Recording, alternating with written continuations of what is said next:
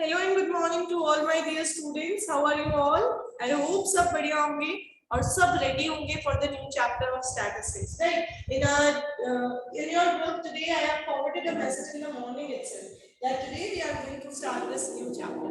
So this is the chapter number 7 of statistics, graphic representation. We have already covered tabular representation and diagrammatic representation, right? We are done with both those chapters. So today we are going to start the 7th chapter. Have a look at it. Both graphs and diagrams are attractive way of presenting the data. But if we talk about statistical tool, graphs are considered as a better tool as compared to diagrams, right? Have a look what is written over here for you. Diagrams discussed in the last chapter are generally used for the purpose of publicity. When you need to promote your product or when you need to use some data for publicity purpose, then you use some colorful diagrams. They present the data in an attractive style, but still there is a method which is more reliable than this. यानी अभी भी एक method ऐसा है जो इससे भी ज्यादा रिलायबल है. अभी भी आपके पास एक मेथड ऐसा है जो आप ज्यादा यूज कर सकते हो, ज्यादा बेटर वे में यूज कर सकते हो. So have a look. From statistical point of view, now this can be asked in a MCQ. From statistical point of view, which presentation is more appropriate and accurate? Your answer will be graphical presentation. It is written over here, graphical presentation is more appropriate than the diagrammatic presentation. So in the situations when diagrams as well as graphs can be used, the latter is preferred because it is advantageous. It has more advantages over the former. Means if there is some table for which a graph as well as diagram can be prepared, you need to go with the graphical part. Why? Because it is considered as more appropriate as compared to the diagrammatic presentation. Have a look. Like diagrammatic presentation, graphic presentation also provides a quick and easier way of understanding various trends of data. It also facilitates the process of comparison of two or more situations आएगा यहाँ पे. ये कह रहे हैं in the same way like diagrammatic representation, you can have a better understanding from diagrams as well as graphs, right? Now some advantages. Heading से ही समझ आ जाएगा. Attractive and impressive. Graphs are attractive and impressive. A picture is worth of 1,000 words. ऐसा कहा जाता है ना कि एक पिक्चर को देख के बहुत कुछ समझा जा सकता है. तो वही बात यहाँ पे कि ग्राफ्स हमेशा अट्रैक्टिव और इंप्रेसिव होते हैं. Next, simple and understandable presentation. जो डेटा है उसको बहुत ही सिंपल वे में प्रेजेंट कर दिया जाता है. ये तो सभी का ऑब्जेक्टिव है. Objective of tabulation, importance of tabulation, you can write it as an importance of diagrammatic representation, and you can also write it as a part of importance of graphic presentation. That its purpose is to present the data in simple and understandable way, right? So it is one of the benefit of graphic presentation that the data is presented in a simple and understandable way. Now it will be used for making comparisons, so useful in comparisons. Then location of positional average. This is important beta. While drawing the graph, you can use the graph to locate some positional averages like median, mode, quartiles, etc. Median, mode, quartiles can be placed on graph also. You can locate such values on graph. जब हम ये chapters पढ़ेंगे तो आप समझेंगे कैसे. Now, no need of mathematical knowledge. आपको mathematical knowledge की जरूरत नहीं है in order to understand the graph. Graph को समझने के लिए आपको सिर्फ उसको देखना है, एनालाइज करना है. Even a layman who is having no information of economics, no information of mathematics can understand the graph with a simple effort, right? Next one, helpful in predictions. We can predict future by using the graphs.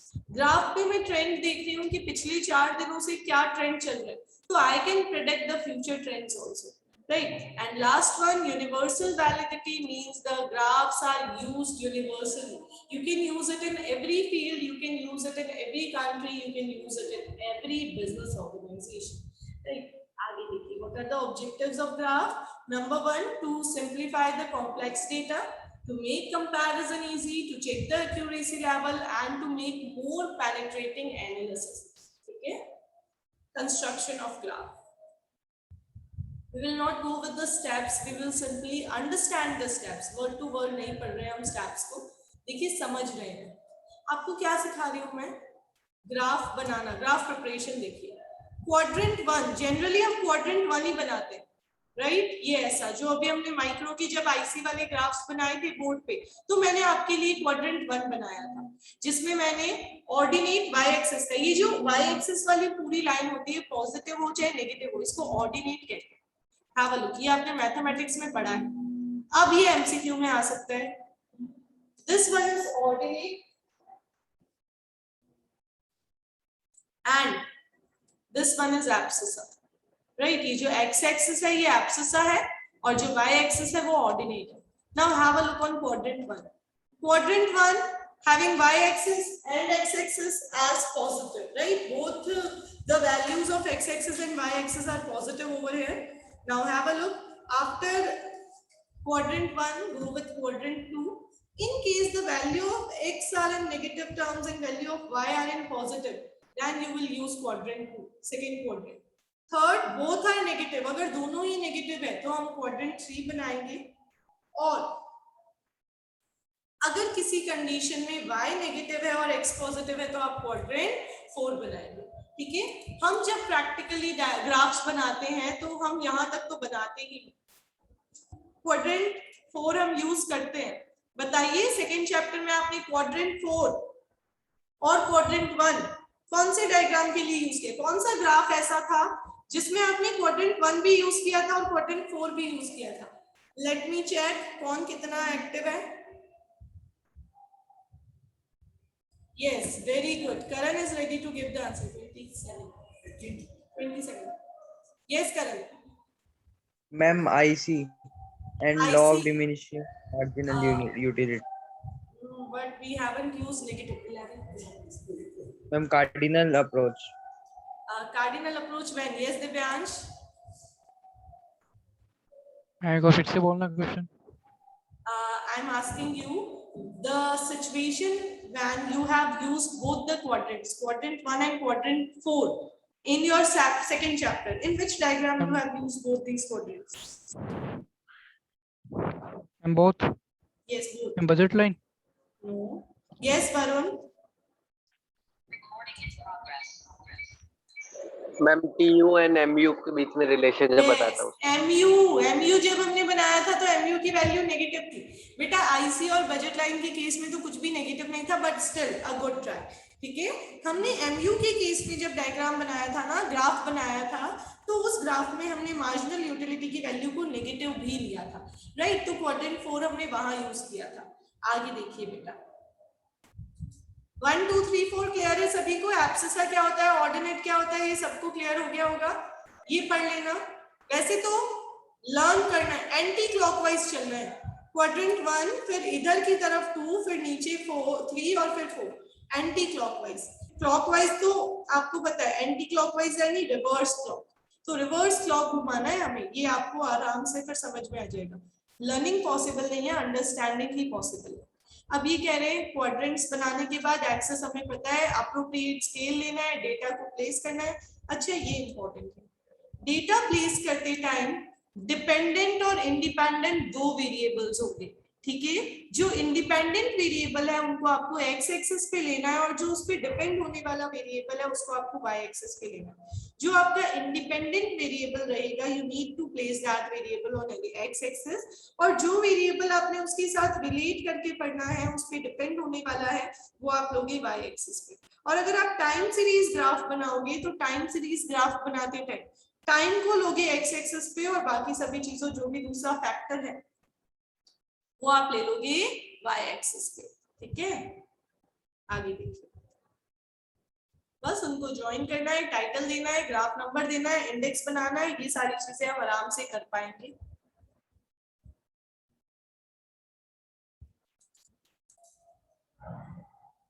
So now we have to discuss king the line। देखिए, काफी बार क्या होता है, हमने इसको 0 से start किया, origin को 0 से स्टार्ट किया, बट ओरिजिन और मिनिमम वैल्यू में बहुत बड़ा डिफरेंस होता है, और उसके बाद हमारी वैल्यूज, जैसे सपोज मैं आपको एक टेबल बना के दे दूं जिस टेबल में वैल्यूज कुछ इस अकॉर्डिंग लिखी हुई हो, देखिए कैसे।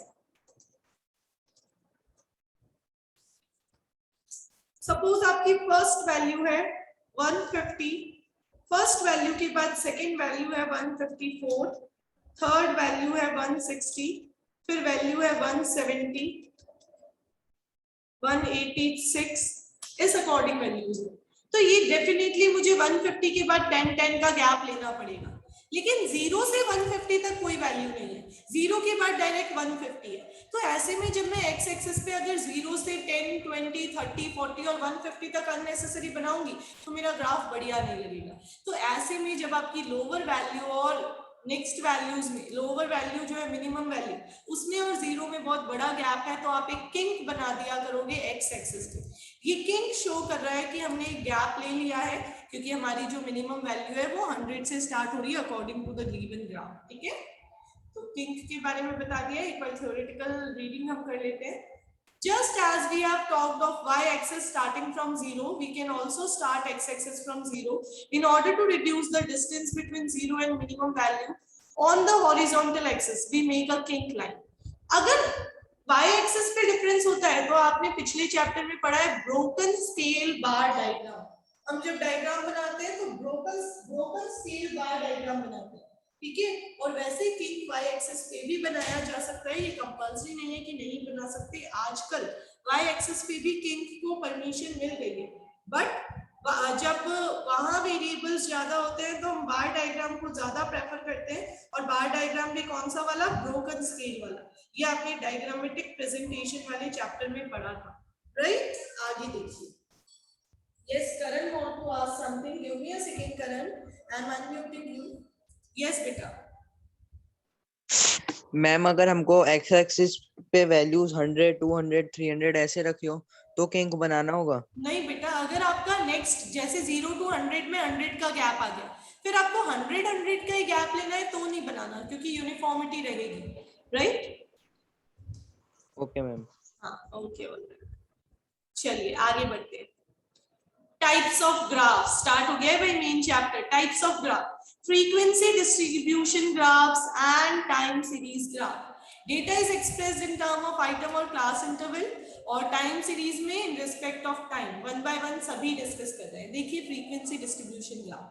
In case of frequency distribution, data is expressed in terms of an item or class interval. The class limits or mid values are taken along the x-axis and frequencies on y-axis. आपको frequency को y-axis पे लेना है, values को x axis पे लेना है, simply उनके अलग अलग ग्राफ्स बना देने हैं। बहुत सारे ग्राफ्स हैं, आप वन बाय वन सभी को करेंगे। Line frequency graph, histogram, frequency polygon, frequency curve and Mosaic curve. ठीक है, तो देखिए शुरुआत करते हैं लाइन फ्रीक्वेंसी ग्राफ से। वेरी सिंपल, बहुत ज्यादा जिसे कहते हैं। Have a look. Such graphs are used to depict discrete series. In the construction of line frequency graph, the values of the variables are measured on x-axis and frequencies on y-axis. अगर आपके पास एक discrete series हो जिसमें आपको x की values exact number में दी हुई है और उसके आगे उसकी frequencies given है, ये बेटा जी chapter 4 से related है, table कौन सी कैसी होती है। तो in that case you can draw line frequency graph। कुछ भी नहीं करना है, ये जो values है 45, 46, 47, 48 एंड 49, इनको मैंने जहां तक भी है एक्स एक्सिस पे प्रेजेंट कर दिया। किंक क्यों बनाया, बिकॉज मेरी 45 के बाद कंटिन्यू वैल्यूज है 51 तक, बट 0 से 45 में एक गैप है, तो मैंने यहाँ पे किंक बना दिया है to show the gap. Y axis की फ्रीक्वेंसीज देखिए, मिनिमम वैल्यू 4 है, मैक्सिमम 26 है। मैं चाहूं तो 4 का क्लास इंटरवल ले लूं, 28 तक बना दूं, मैं चाहूं तो 5 का क्लास इंटरवल ले लूं, मेरे ऊपर है, कोई प्रेशर नहीं है। ठीक है, मैं अपने अकॉर्डिंग स्केल ले सकती हूँ। स्केल, तो now here in the question they have taken a scale of 5, तो 5, 10, 15। अब क्या किया, 45 है 4 पे लगाना है, ये 5 पे दिख रहा है बुक में मुझे, आपको थोड़ा सा नीचे 45 के आगे 4 पे लगाना है। बुक में मुझे 5 पे विजिबल है बेटा, आप 5 से अब बिट लोअर यहाँ लगा देंगे डॉट, यही कंप्लीट कर देंगे, ये इतना। ठीक है, हमें मार्क्स मिलेंगे, बुक वालों को नहीं मिलेंगे। तो ग्राफ कॉपी में अच्छे से 46 पे 6, तो ये 5 के बाद मुझे यहाँ 6 नजर आएगा, मैं 6 पे लगा दूंगी, लगा के ऊपर एक डॉट कर दूंगी कि मैंने मेरी लाइन को यहाँ फिनिश कर दिया। देन आफ्टर 9, तो ये 9 मुझे यहाँ दिख रहा है, तो मैं 9 पे लगा दूंगी यहाँ ऐसे, थोड़ा सा नीचे, यहाँ डॉट थोड़े ऊपर है बुक वाले, उसके बाद में 48 एंड 8, तो ये मेरा 5 6 7 8 और 8 का मैं लगा दूंगी 8 के साथ। तो बस सिंपल सा है, इसी अकॉर्डिंग आप प्लॉटिंग कर देंगे सारी। ऊपर देखिए, एक तो हेडिंग लिखनी जरूरी है, line frequency graph showing weights of various student. Scale लिखना जरूरी है, 1 centimeter is equals to 1 kg on x-axis and 1 centimeter is equals to 5 students on y-axis. x-axis पे क्या लिया है, y-axis पे क्या लिया है, you need to mention on your graph, right? बस कंप्लीट है और कुछ भी नहीं करना है। फर्स्ट ग्राफ हमने समझ भी लिया है, line frequency graph, it is used in case of discrete series. ठीक है, आगे बढ़ते हैं बेटा, have a look on next one, histogram. Histogram is a graph of a frequency distribution in which the class interval are plotted on x-axis and their frequencies on the y-axis. It is a two-dimensional diagram. ठीक है, आप क्या करते हो, discrete variables नहीं होती, class interval को x axis पे और वैल्यूज जो है फ्रीक्वेंसीज उनको वाई एक्सिस पे। नाउ हैव टू डायमेंशनल है, याद रखना। Histogram is a very popular method of presenting continuous series or class interval frequency. It is never drawn for discrete variable. आपको पूछ सकते हैं which graph is never drawn for discrete variable, आपका answer होगा histogram. And which graph is drawn only for discrete variable, आपका answer होगा line frequency graph. ठीक है, तो आपको ध्यान रखना है बेटा। Now have a look. Height or length of each rectangle shows the frequency of class. Breadth indicate the size of class. Height और विड्थ दोनों चीजें यहाँ पे होगी। आपको रेक्टेंगल बनाना है, लाइन नहीं बनानी है, रेक्टेंगल बनाना है। तो हिस्टोग्राम का जो टोटल एरिया कवर्ड होगा वो फ्रीक्वेंसी का वॉल्यूम बताएगा। अभी समझेंगे कैसे। हर रेक्टेंगल एक दूसरे से एडजेसेंट होगा, यानी टच करता हुआ बनेगा। मोड की वैल्यू डिटरमाइन करने के लिए भी हिस्टोग्राम यूज किया जाता है। Again it can be asked in MCQ question. अब हिस्टोग्राम अलग अलग केस पे बनता है। Equal class intervals are given, unequal class intervals are given, midpoints are given, and inclusive class intervals are given. So have a look everyone. When equal class intervals are given, तो कैसे बनाएंगे हम?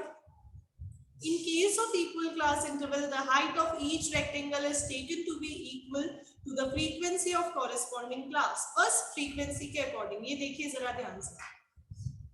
The graph is here on your screen. अभी मैं आपके लिए practice के लिए ग्राफ बना भी दूंगी। कैसे बनाया है हमने? 0 to 10, 10 to 20, 20 to 30, 30 to 40, 40 to 50. Equal class interval है, and they have given you the frequencies also. Frequencies given है 30, 45, 55, 60 and 35. अब आप देख लीजिए एक्स एक्सिस पे आपको 50 तक ले जाना है। कोई किंक बनाने की जरूरत नहीं है, because there is not a big gap between 0 and your lower limit, right? Y axis की वैल्यूज मेरी मैक्सिमम 60 तक है। I can take 10, 20, 30, 40, 50 and 60. Now what I am supposed to do? I will take this 0 to 10 और 0 to 10 का एक graph बना। अच्छा, एक important बात, the gap should be equal. The gap between 10 to 20, then the gap between 20 to 30, this should be equal. यहाँ जरा से भी गड़बड़ हुई तो आपका डायग्राम गलत हो जाएगा, आपका ग्राफ गलत हो जाएगा। Have a look. 0 to 10 तो 30 है वैल्यूज, मैंने 30 पे एक सिंपल सा रेक्टेंगल बना दिया। इसी के एडजेसेंट मुझे नेक्स्ट रेक्टेंगल बनाना है, इसको टच करते हुए बनाना है। बार डायग्राम बनाया था ना जिसमें गैप्स थे, यहाँ गैप्स नहीं है, बस ये इतना सा ही डिफरेंस है दोनों। ठीक है, अब मैंने ये सेकेंड बना दिया रेक्टेंगल, इसी तरीके से थर्ड बना दूंगी, फोर्थ एंड फिफ्थ। अब आप देखिए कितना इजीली आप देख सकते हो कि 30 to 40 मार्क्स सबसे ज्यादा बच्चों के आए, 30 to 40 मार्क्स की हाईएस्ट फ्रीक्वेंसी है, राइट? तो बस इसको हमने प्रेजेंट कर दिया। ये कब? जब इक्वल क्लास इंटरवल गिवन। अब अगर अनइक्वल गिवन है तो क्या करोगे, समझ लेना ध्यान से भाई, इंपॉर्टेंट है। In case of unequal class intervals, frequencies are firstly adjusted before constructing the histogram. The frequency distribution is adjusted in accordance to the equal class width. देखिए क्या करना है, कुछ नहीं करना, देखिए ध्यान से। पहले एग्जांपल देखते हैं, फिर पैटर्न समझेंगे। This is a table in which the class interval is unequal. Unequal है बेटा, देखें 0 to 10, 10 to 20, 20 to 30, यहाँ तो 10 10 का ही गैप है, बट इससे थोड़ा सा आगे बढ़िए 30 to 60, 60 to 80 अनइक्वल है। 30 का गैप आ गया एक जगह 20 का आ गया। फिर वापस 80 to 90, 90 to 100। इट मींस बस ये दो जो है ये अनइक्वल है, बाकी सारे इक्वल है। और सही विड्थ कितनी है? 10 की। सही गैप कितना है? 10 का गैप है, करेक्ट गैप, राइट। तो अब आपको क्या करना है, देखिए जरा ध्यान से। ये जो फ्रीक्वेंसीज है, सिर्फ इन फ्रीक्वेंसीज को एडजस्ट करना है। कैसे किया हमने? Adjustment factor of any class, class interval of the concerned class divided by lowest class interval, या फिर width of the class divided by width of lowest class. इस क्लास की विड्थ कितनी है बताइए, कितना गैप है इसमें? Tell me, be quick, raise your hands. What is the width of given class? Yes Praveen. 30। 30। Lakshya, what is the width of lowest class? सबसे lowest width कितनी है? 10. 10। तो 30 divided by 10, what is the answer? जल्दी बताइए। 30 को 10 से डिवाइड कर दीजिए, व्हाट इज द आंसर? 3. 3 है। Now what you have to do, you have to divide this frequency by 3। 18 को 3 से डिवाइड करके यहाँ पास में लिख दीजिए जो भी आपका आंसर आ रहा है। 6 आ रहा है, मैंने यहाँ पास में 6 लिख दिया। सिर्फ फ्रीक्वेंसीज ही एडजस्ट कर दिए। हिस्टोग्राम बनाने का तरीका अलग रहेगा। टेबल मत चेंज कर देना, 30 to 40, 40 to 50, 50 to 60, वो भी चेंज करके लिखेंगे, बट ग्राफ कैसे बनाएंगे वो अभी आपको बताऊंगा। फिर यहाँ पे क्या करो, 20/10 2 आ जाएगा, तो फ्रीक्वेंसी को 2 से डिवाइड कर, 4 को 2 से डिवाइड कर दीजिए। ये देखिए यहाँ आपको पता चल गया एडजस्टमेंट फैक्टर। अब कैसे किया, ध्यान से देखो।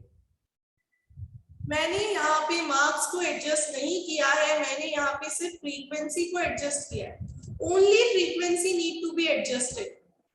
ग्राफ बनाते टाइम आपको ये ध्यान रखना है। 18 डिवाइडेड बाय 3 है एडजस्टमेंट फैक्टर जो मैंने फॉर्मूला लगा के निकाला, और फिर 4 divided by 2 is the adjustment factor जो मैंने फॉर्मूला यूज करके निकाला। डायग्राम बनाते टाइम आपको थोड़ा सा ध्यान रखना है। देखिए कैसे डायग्राम बनाएंगे। 0 to 10 5 पे लगा देंगे। पहली बात तो हाईएस्ट वैल्यू 10 है फ्रीक्वेंसी की, तो आपको 2, 4, 6, 8, 10 बस 10 तक ही लेना है वाई एक्सिस पे, 18 लेना ही नहीं। देखिए कैसे बनाया हिस्टोग्राम। 0 to 10 की वैल्यूज मेरे पास कितनी थी? 5 थी, तो मैंने 5 पे लगा दिया। फिर 10 to 20 में 10 था, 20 to 30 में 4 था, 30 to 60 इसकी एडजस्टेड फ्रीक्वेंसी मेरे पास 6 आई थी। 30 to 60 की एडजस्टेड फ्रीक्वेंसी 6 आई थी, तो मैं एक कॉमन बार बनाऊंगी, विड्थ ज्यादा रहेगी। ठीक है, हिस्टोग्राम में विड्थ अलग अलग हो सकती है रेक्टेंगल्स की, बार डायग्राम में नहीं हो सकती थी। तो ये एक मेजर डिफरेंस है हिस्टोग्राम और बार डायग्राम में। आप इस रेक्टेंगल को अच्छे से एनालाइज कर लीजिए।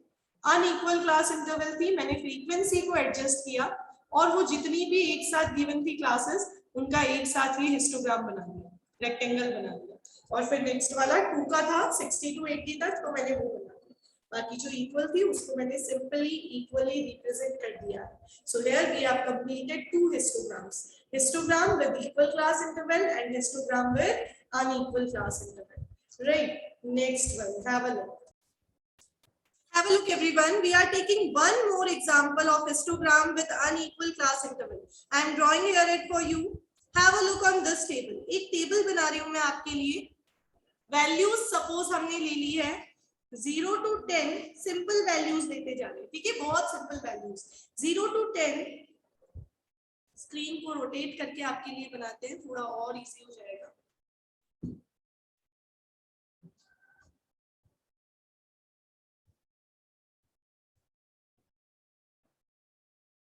Yes, note down the values. Suppose you are having 0 to 10, then you are having 10 to 20, then you are having 20 to 40. आपको क्या वैल्यू दे दी है? 20 to 40 की वैल्यू दे दी है। मैं एक बार इसके पास में ही दूसरी वैल्यूज लिख रही हूँ, आप सबको नोट डाउन कर लेंगे। 20 to 40 के बाद आपको दे दिया है 40 to 70। 20 to 40 के बाद आपको क्या दे दिया है? आपको दे दिया है 40 to 70। 40 to 70 के बाद 70 to 80, 80 to 90 एंड 90 to 100। यानी आपको 2 बार अनइक्वल वैल्यूज रख के दी है। कौन कौन सी अनइक्वल है अब मैं आपके सामने स्क्रीन पे सिर्फ वही लिख रही हूँ जो मैंने अनइक्वल बताई है आपको, ठीक है। Only the unequal values and their frequencies. 2 values यहाँ आपके लिए अनइक्वल थी। नंबर 1 जो अनइक्वल थी वो थी आपकी 20 to 40।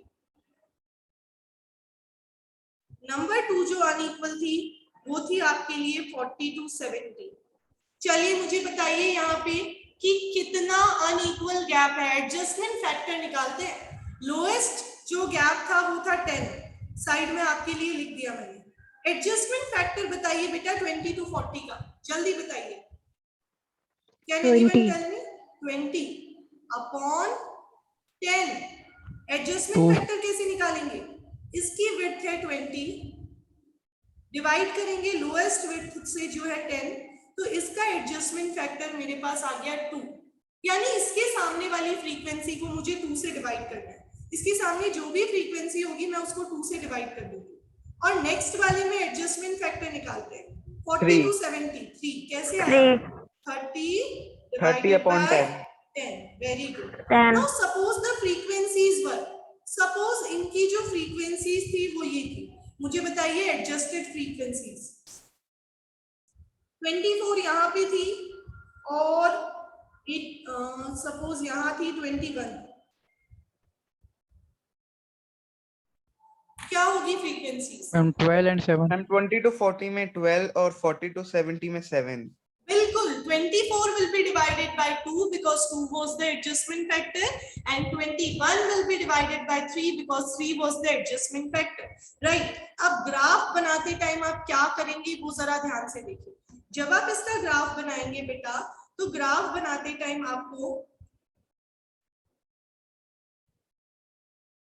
जो भी y एक्सिस की वैल्यूज है, अभी मैं एक बार y एक्सिस की वैल्यूज नहीं लिख रही हूँ, x एक्सिस देखिए 10 20 30 40 50 60 70 80, थोड़ा सा इसको आगे बढ़ा के 90 और 100 भी कर लेते हैं।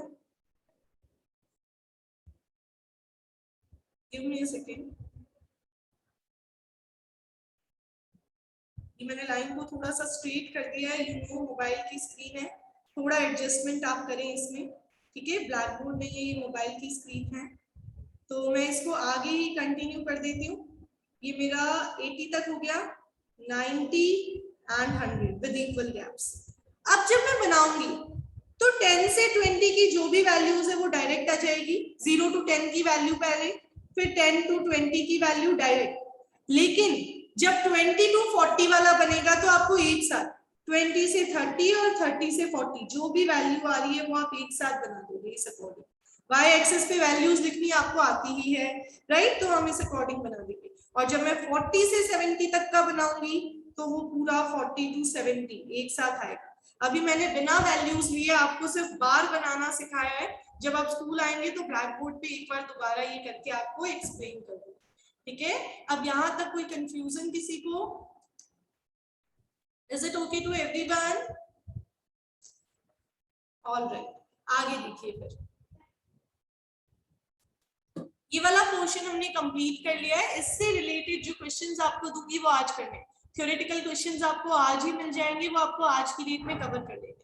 कल हम पढ़ेंगे जब मिड पॉइंट्स गिवन होते हैं तो कैसे हिस्टोग्राम बनता है, राइट? और आगे का पोर्शन भी डिस्कस करेंगे। Okay everyone, have a nice day, enjoy yourself, make sure all of you have to cover this part, right? मिलते हैं कल।